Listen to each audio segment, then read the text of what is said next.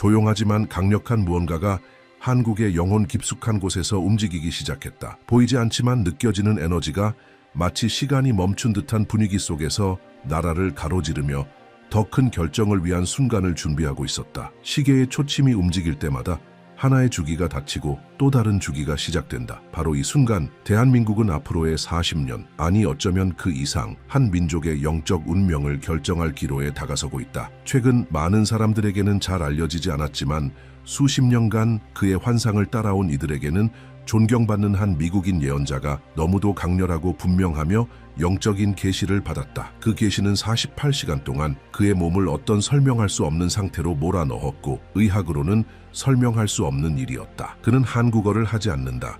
한국을 방문한 적도 없다. 하지만 그는 영혼의 눈으로 한국을 보았다. 그의 눈에 비친 한국은 그를 눈물 짓게 하고 떨게 하며 그 어느 때보다도 깊은 침묵 속에서 기도하게 만들었다. 그의 환상은 신성한 선물이었고 동시에 짐이었다. 그 계시는 새로운 한국 지도자가 취임한 후 90일이 지나면 눈에 보이지 않지만 결정적인 영적 변화가 시작된다는 것이었다. 그것은 정치적 변화도 권력의 게임도 아니었다. 그것은 한국 민족의 집단적인 영혼에 대한 것이었다. 하늘에는 3개의 검은 달이 나타났고 매달 하나씩 각각은 새로운 단계의 시작을 의미했다. 첫 번째 달은 희망과 열정을, 두 번째는 침묵과 무감각을, 세 번째는 충격적인 계시와 쓰디쓴 수학을 동반했다. 하지만 가장 놀라운 점은 최종 결정이 대통령에게도 국회에게도 어떤 제도에게도 달려있지 않다는 것이다. 그 선택은 오직 5천만 한국인의 영혼 하나하나에 달려있었다. 각자의 마음, 각자의 가정, 각자의 양심. 첫 번째 달에는 사람들이 웃으며 걸었다. 마치 새로운 기운이 거리와 얼굴, 희망 어린 눈빛을 스치는 듯했다. 나라는 갓 태어난 아이처럼 뛰었다. 사람들의 눈빛 속에 축제가 있었다. 사람들은 다시 믿기 시작했다. 그러나 이 희망의 행간 속에서 예언자는 위험한 무언가를 보았다. 권력의 한복판에서 작은 거래들이 생겨났다. 이상한 침묵들, 보이지 않는 약속들, 꼭대기에서가 아니라 가장자리와 뒤편에서 시작된 부패, 악은 곰팡이처럼 퍼져갔다. 천천히, 조용히, 그러나 확실하게. 두 번째 달에는 모든 것이 평온해 보였다. 경제는 안정적이었다. 뉴스는 긍정적이었다. 광장은 사람들로 가득 찼다. 그러나 보이지 않는 세계에서 보이는 것은 달랐다. 사람들은 기도를 멈췄고 마음은 식어갔으며 믿음은 잠들었다. 양심은 침묵했다. 마치 한국이 영적으로 깊은 잠에 빠진 듯했다. 무거운 침묵이 나라를 뒤덮었다. 평화처럼 보였지만 그것은 영혼의 집단적 수면 상태였다. 예언자는 웃고 있는 나라를 보았지만 그 눈에는 더 이상 빛이 없었다. 기도는 멈추고 양심은 약해졌다. 나라는 계속 나아갔지만 자고 있었다. 세 번째 달에는 환상이 지진처럼 변했다. 가면들이 벗겨졌다. 진실은 쓰나미처럼 드러났다. 안전하다고 믿었던 것들이 무너졌다. 단단해 보였던 것들이 실은 연약했다. 영적인 혼란이 자리 잡았다. 그러나 그것은 벌이 아니었다. 그저 앞선 2달의 무관심에 따른 자연스러운 결과였다. 예언자는 이 순간을 국가의 거울이라 불렀다. 한국이 자기 자신을 마주보며 진정 무엇이 되었는지를 알게 되는 시간, 더는 숨길 수 없었다. 진실은 날 것으로 고통스럽게 그러나 반드시 드러났다. 이 90일간의 순환 동안 3개의 검은 달이 영적인 하늘에 떠올랐다. 그것들은 비유가 아니었다. 예언의 징조였다. 각각은 보이지 않는 타락의 단계를 나타냈다. 첫 번째 달은 시작의 열광 속에 나타났다. 어둡고 거의 보이지 않을 정도로 희미하며 희망에 취한 이들에게는 무시되었다. 하지만 예언자의 눈에는 그것이 부패의 뿌리가 이미 자라기 시작했다는 신호였다. 작은 거래들, 공허한 약속들, 은밀한 타협들, 아무것도 명확히 드러나지 않았다. 모든 것이 미묘했다. 증상 없이 스며드는 질병처럼. 두 번째 달은 더 크고 더 어둡고 더 조용했다. 그것은 영적 침묵의 달에 나타났다. 그것은 집단적 외면을 반영했다. 사람들은 잘못된 것을 보았지만 침묵을 선택했다. 언론은 말하지 않았고 마음은 반응하지 않았다. 겉보기의 평화는 영적 공허를 숨기고 있었다. 사람들은 일하고 웃고 일상을 이어갔다. 하지만 그 내면에서 한국의 영혼은 꺼져가고 있었다. 세 번째 달은 완전한 암흑이었다. 절망조차 감히 머무를 수 없는 어둠. 그것은 영적 붕괴, 자기 자신을 완전히 잊은 상태를 의미했다. 한국은 여전히 작동하고 있었다. 하지만 그것은 껍데기일 뿐이었다. 내면은 텅 비어 있었다. 영혼도 빛도 진실도 없었다. 경제는 번영했지만 도덕적 가치는 죽어 있었다. 전통은 팔려나갔고 신앙은 잊혔다. 국민의 눈빛 속 빛은 사라지고 말았다. 예언자의 환상 속에 등장한 영적 다리는 마지막 기회로 나타났다. 그것은 한국의 현재를 가능한 미래와 연결하고 있었다. 그러나 다리에 다가가자 그것은 두 개의 길로 나뉘었다. 오른쪽 길은 넓고 현대적이며 밝고 안전해 보였다. 왼쪽 길은 좁고 굽이치며 안개 속에 쌓여 있고 오래된 길이었다. 대부분의 사람들은 더 실용적이고 유망해 보이는 오른쪽 길을 택했다. 하지만 그것은 경고도 없이 절벽으로 끝나는 길이었다. 되돌아갈 수도 없었다. 반면 왼쪽 길은 어렵지만 빛으로 이어졌다. 성스러운 도시로, 부활로, 오직 희생과 기도와 회개에 자신을 맡긴 자들만이 이 길을 건널 수 있었다. 그 계시는 예언자 앞에 하나의 영적 관문 뒤에 또 다른 관문이 이어지는 불가피한 연속처럼 펼쳐졌다. 각각의 문은 이전보다 더 깊고 더 큰 요구를 했다. 첫 달은 희망의 숨결처럼 보였다. 사람들은 눈에 빛을 담고 걸으며 새로운 시대가 시작되었다고 믿었다. 새로운 지도자는 연설을 통해 영감을 주었고 약속에 손짓을 했다. 거리에는 생동감이 있었고 언론은 발전을 이야기했으며 분위기는 새로운 출발을 암시했다. 그러나 예언자는 표면 너머를 보았다. 그는 기초에서부터 생기는 첫 번째 균열을 보았다. 집단의 기쁨은 작지만 도덕적인 양보들을 숨기고 있었다. 속삭이는 거래들, 기록되지 않은 만남들, 진실을 편의와 맞바꾸는 결정들. 악은 힘으로 다가오지 않았다. 그것은 부드럽게 유혹했다. 빛이 너무 강하게 빛날 때 그 그림자가 구석구석 쌓이는 것을 가리듯. 그리고 거기에서 첫 번째 시험이 시작되었다. 눈에 보이지 않는 것을 분별하고 군중이 무시하는 것을 느끼는 것. 두 번째 달에는 예언이 다른 색조로 빠져들었다. 열정은 안락한 침묵으로 바뀌었다. 사람들은 일상으로 돌아갔다. 나라는 안정되어 보였다. 경제 지표는 상승했다. 헤드라인은 정치적 성과를 칭송했다. 그러나 보이지 않는 하늘에는 두 번째 검은 달이 떠 있었다. 그것은 더 크고 더 무겁고 더 응축되어 있었다. 예언자는 사람들이 기도를 멈추고 경계심을 잃고 있는 모습을 보았다. 양심은 미지근해졌고 진실은 더 이상 중요하지 않았다. 정의는 거래 가능했다. 본질은 즉각적인 것에 의해 대체되었다. 이 시기의 이름은 안락함에 취한 시간이었다. 평화는 있었지만 그것은 마취된 평화였다. 영성은 일상 속에서 녹아 사라졌다. 도덕적 결정은 집단적인 것이 아니라 개별적이고 조용한 것이 되었다. 이 시기에 내려진 각 선택은 작아 보였지만 그것들이 모여 비극이 걸어갈 길이 되었다. 세 번째 달이 시작되었을 때 그 환상은 예언자에게조차 감당하기 힘들 만큼 고통스러워졌다. 그것은 수학의 달이었다. 외면되고 미루어지고 부정되었던 모든 것이 폭력적으로 드러나는 시기였다. 스캔들이 터졌고 숨겨졌던 진실들이 수면 위로 올라왔다. 견고해 보이던 구조들은 무너지기 시작했다. 그것은 벌이 아니었다. 그저 앞선 두 달 동안 뿌려진 씨앗들의 피할 수 없는 결실이었다. 한국은 더 이상 도망칠 수 없는 가면도 화장도 없이 자기 자신의 거울 앞에 서게 되었다. 세 번째 검은 달은 모든 것 위에 떠 있었고 그 무게는 공기를 무겁게 만들었다. 그것이 가져온 것은 단순한 어둠이 아니었다. 그것은 계시였다. 고통은 외부에서 오는 것이 아니었다. 그것은 내면에서부터 솟아나고 있었다. 이 흐름 속에서 세 가지 상징이 계시의 열쇠처럼 등장했다. 첫 번째는 벽이었다. 오래된 돌로 쌓인 높은 담장, 세월에 닳아버린 그 벽은 한국과 하늘 사이의 영적 언약을 상징했다. 조상들이 맺은 침묵의 언약, 믿음과 정직, 희생으로 이룬 언약이었다. 그러나 그 벽에 다가간 예언자는 그 벽이 갈라져 있는 것을 보았다. 일부는 이미 무너져 있었다. 그리고 가장 충격적인 것은 그 균열 자체가 아니라 그것에 대한 사람들의 무관심이었다. 사람들은 그 틈에 집을 기대어 지었고 마치 그것을 보지 못하는 것처럼 행동했다. 신성한 구조를 세속적인 목적에 사용하고 있었다. 그것은 한국이 자신의 뿌리를 잇고 있다는 분명한 상징이었다. 두 번째 상징은 종이었다. 고대의 종. 깊은 울림을 가진 이 종은 단지 공기를 진동시키는 것이 아니라 영혼을 울렸다. 매번 울릴 때마다 그것은 신성한 심장의 박동처럼 느껴졌다. 그러나 그 종소리는 이제 더 이상 일정하지 않았다. 불규칙하게 울렸고 점점 힘을 잃어가고 있었다. 때로는 크게 울렸고 때로는 거의 들리지 않았다. 그것은 회개의 시간이 다하고 있다는 신호였다. 종의 울림 하나하나가 기회였다. 창문이었다. 양심을 향한 부름이었다. 그러나 시간이 갈수록 그 소리는 약해졌고 하늘은 더 이상 듣지 않는 백성을 향해 절규하고 있었다. 종이 완전히 멈추는 그 순간 문도 함께 닫힐 것이었다. 세 번째 상징은 다리였다.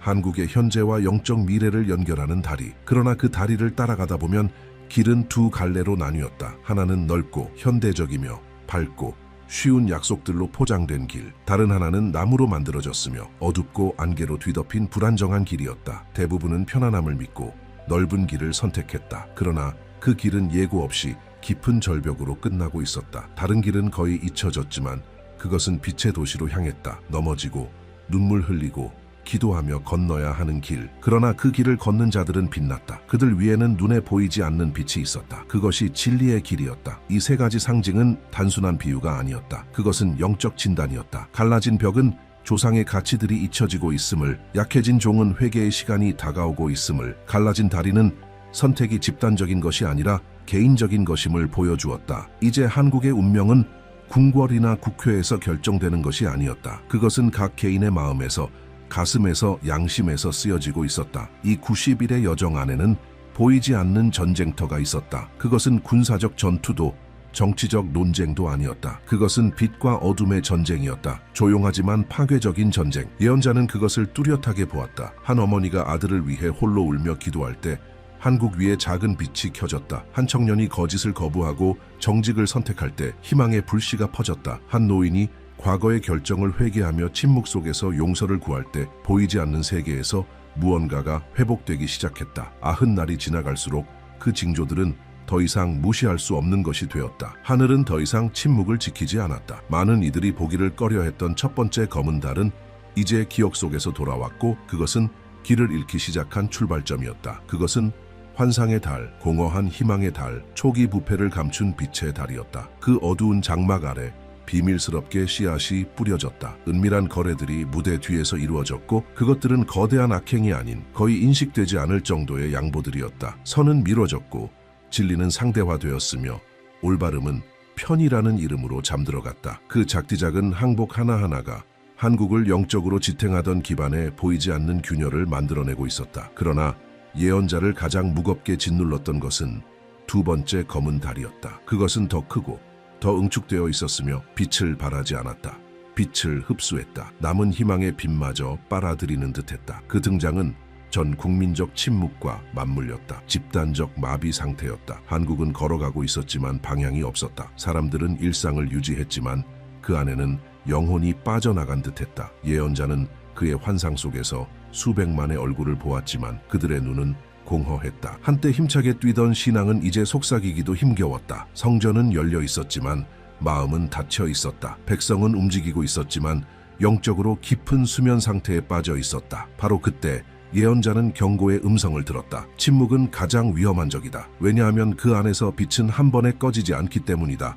점점 희미해지다가 어느 순간 모두가 어두워졌다는 사실조차 눈치채지 못하게 된다. 그 침묵이 극에 달했을 때 세 번째 달이 떠올랐다. 그리고 그것과 함께 진실도 드러났다. 그것은 평온한 진실이 아니었다. 날것의 무거운 직면하는 이의 눈을 아프게 만드는 진실이었다. 그것은 가면을 벗기는 달이었다. 숨겨졌던 모든 것이 드러났다. 견고하다고 믿었던 것들이 썩어 있었음이 드러났다. 혼수 상태에서 깨어난 국민은 혼란 속으로 빠져들었다. 그들이 의지하던 구조는 그들 눈앞에서 무너지고 있었다. 안전은 환상이었고 안정은 위장이었다. 한국은 영적으로 불속을 지나고 있었다. 예언자의 환상은 더욱 강렬해졌다. 그는 나라 전체를 둘러싼 검은 안개가 다가오는 것을 보았다. 그것은 외부에서 오는 것이 아니었다. 내부에서부터 자라나고 있었다. 그것은 외국의 세력이 아니었다. 그것은 조용히 이루어진 선택들의 결과였다. 침묵한 양심들의 억눌린 외침이었다.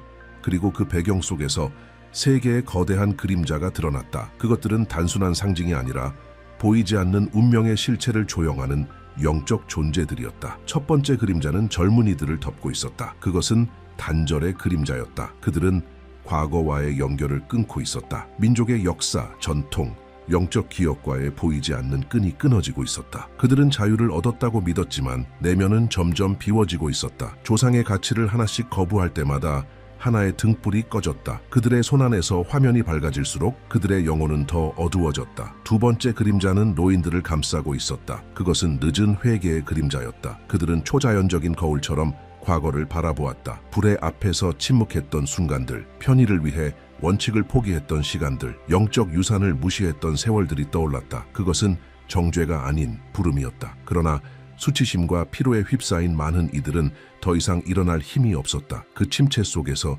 그들은 내면의 빛이 서서히 꺼지도록 내버려 두었다. 믿음을 지켜야 할 세대는 나라를 지탱하던 벽에 균열을 남겼다. 세 번째 그림자는 가장 무거운 그림자였다. 그것은 진리를 알면서도 그것을 거부한 자들의 그림자였다. 과거의 거룩함의 손길을 경험했던 남녀들이 믿음을 권력으로, 진리를 영향력으로, 신성을 이익으로 바꾸어 버린 자들이었다. 그들은 표식을 지니고 있었다. 예언자는 그들의 이마에 검은 인장을 보았다. 그것은 외부로부터 강요된 것이 아니었다. 침묵 속에서, 내면에서 자발적으로 선택하고 자랑스럽게 간직한 선택의 흔적이었다. 그들은 단지 빛을 떠난 것이 아니었다. 이제는 어둠을 퍼뜨리고 있었다. 그들의 말은 사람들을 오염시켰고 그들의 결정은 부패를 퍼뜨렸으며 그들의 삶의 본보기는 아직 길을 찾고 있던 이들을 그릇된 길로 이끌고 있었다. 그러나 모든 것이 이뤄진 것은 아니었다. 예언자는 이 그림자들 사이에서 작은 저항의 불씨들을 보았다. 자신의 뿌리를 끊기를 거부한 젊은이들, 침묵했던 시간들을 무릎 꿇고 눈물로 회개하는 노인들, 의심으로 흔들리면서도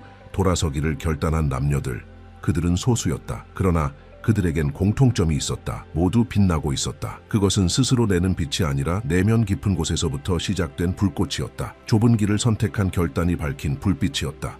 그들은 설교하지 않았고 연설하지도 않았다. 설득하지도 않았다. 그들은 단지 진실 속에서 걸었다. 그리고 그들이 지나가는 곳마다 빛의 자국이 남았다. 예언자의 환상은 시간의 경계를 넘어서기 시작했다. 과거, 현재, 미래가 모두 하나의 장면 안에 펼쳐졌다. 지금까지 불규칙하게 울리던 종은 이제 완전한 침묵 직전의 상태였다. 그 소리는 귀로 듣는 것이 아니라 마음으로 느끼는 소리였다. 그러나 그 소리는 이제 더 이상 잠든 영혼들에게는 울리지 않았다. 예언자는 그것을 가슴속 깊은 통증으로 느꼈다. 마치 하늘이 하나의 주기를 끝내려는 순간 아직 변할 수 있었던 것들이 봉인될 기로에 놓인 것처럼 그 종소리가 멈추면 더 이상 되돌아갈 수 없게 될 터였다. 계시에 따르면 그 종은 신성한 시간의 표시자였다. 종이 울릴 때마다 그것은 하나의 기회였다.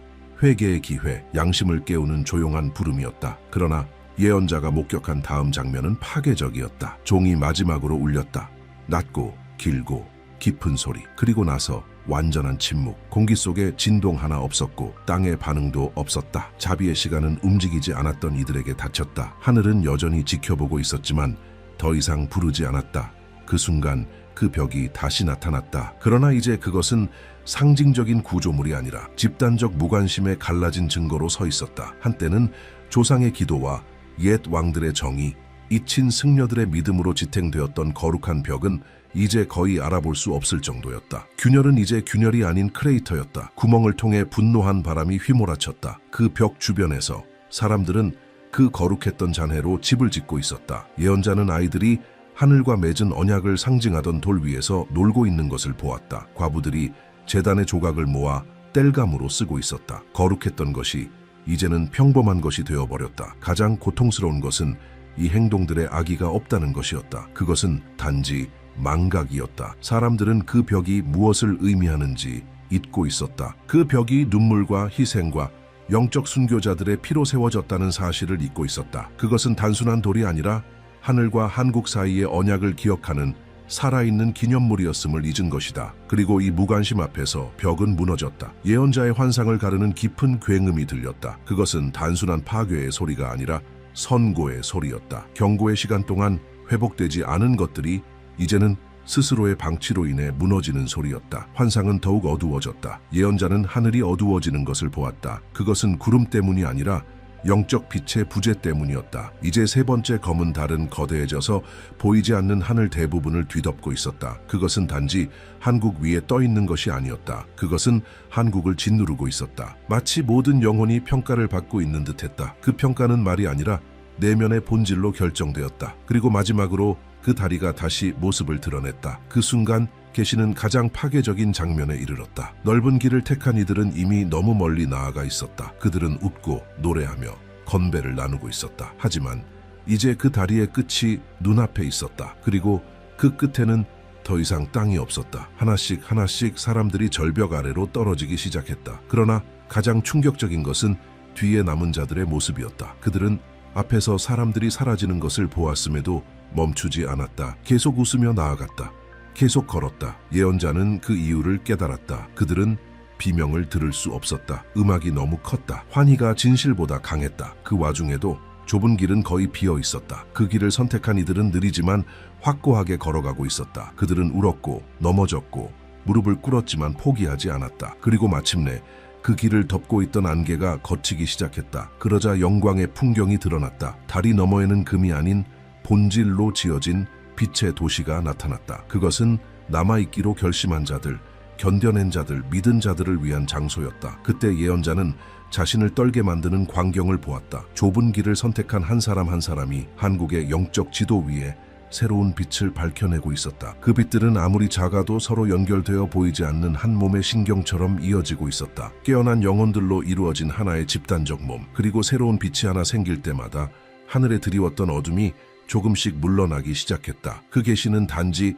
추락만을 보여주는 것이 아니었다. 그것은 또한 저항을 보여주고 있었다. 그러나 모든 것을 바꾸는 결정적인 요소가 있었다. 나라의 운명은 궁전이나 국회에서 정해지지 않았다. 그것은 다리 위에서 결정되었다. 그 순간 그 조용한 발걸음 하나하나에서 앞으로 40년의 역사가 쓰여지고 있었다. 한국의 영적 전쟁은 무기로 싸우는 전쟁이 아니었다. 그것은 보이지 않는 선택들로 이루어진 전쟁이었다. 용서하기로 결단한 한 어머니, 돌아서기로 마음먹은 한 청년, 무릎 꿇고 기도하기 위해 일어선 한 노인, 두려움 속에서도 진실을 말한 한 아이, 각각의 개인적인 행위가 새로운 운명을 써내려가는 하나의 키보드 자판처럼 눌러지고 있었다. 그리고 마지막 징조가 나타났다. 어둠 속에서 하나의 불꽃이 피어올랐다. 홀로, 연약하게, 거의 보이지 않을 정도로 작았다. 그러나 그 불꽃은 꺼졌던 다른 불꽃들을 건드리기 시작했다. 하나씩 하나씩 작은 빛들이 다시 켜지기 시작했다. 그것은 파괴의 불이 아닌 깨어남의 불이었다. 한 가정에서 시작하여 한 동네로 다시 한 도시로 퍼져나갔다. 예언자는